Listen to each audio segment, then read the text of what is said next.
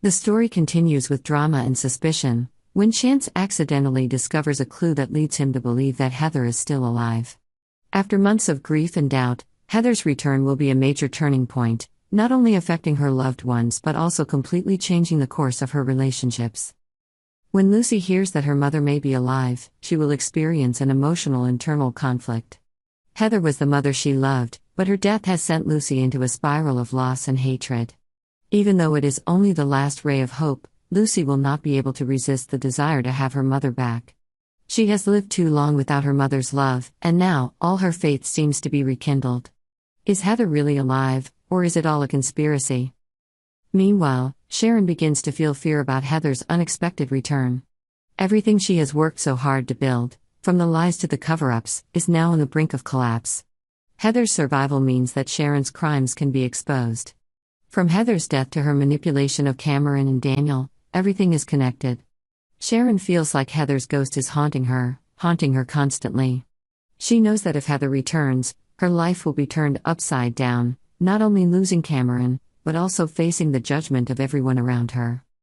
In a tense conversation, Phyllis tells Summer that she will have to tell Nick about the information related to Heather's late life. "What do we do now?" Summer asks anxiously. Their conversation is not only about Heather's return, but also hints at a bigger secret, the truths they have been trying to hide all this time. Everything is about to become chaotic. At Sharon's house, Faith paced anxiously, sensing her mother's unease.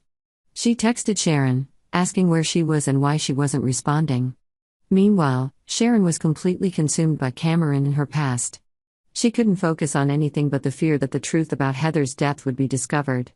Sharon's mind was racing with chaotic thoughts. "Cameron, where are you? They're going to find out you killed Heather, you're going to lose everything. What am I going to do, Cameron?" she asked, but Cameron didn't answer. Sharon knew she was on the edge between losing everything and being able to continue hiding the truth. With a plan in mind, Sharon decided to get Daniel and Lucy out of their apartment. She sent Daniel a text message from Heather's phone. When Daniel saw the message, Lucy walked into the living room, her eyes sparkling with hope. "I knew it, Mom's still alive." Lucy screamed in disbelief that her mother had not left her like everyone thought.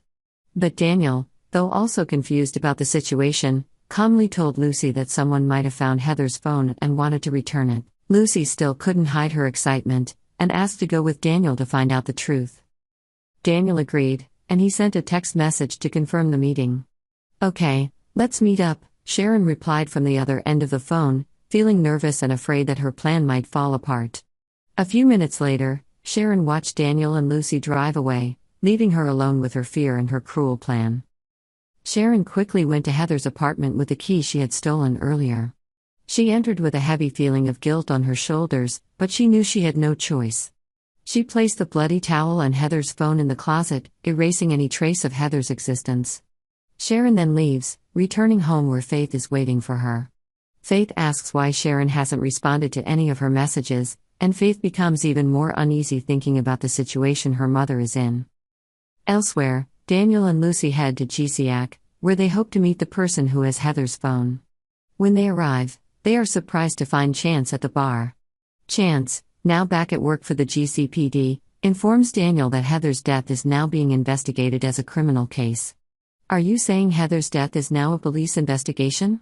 Daniel asks in confusion, and Chance nods, confirming this. Daniel decides to speak to Chance privately, revealing that he received a text message from Heather's phone. Chance finds the situation very strange, especially since Heather's phone is password protected. How could someone get into the phone and use it? Chance wonders, making Daniel suspect that there's something more sinister going on. Is Heather really alive, or is it all a sinister plot? Subscribe to Y&R for the latest news on our channel.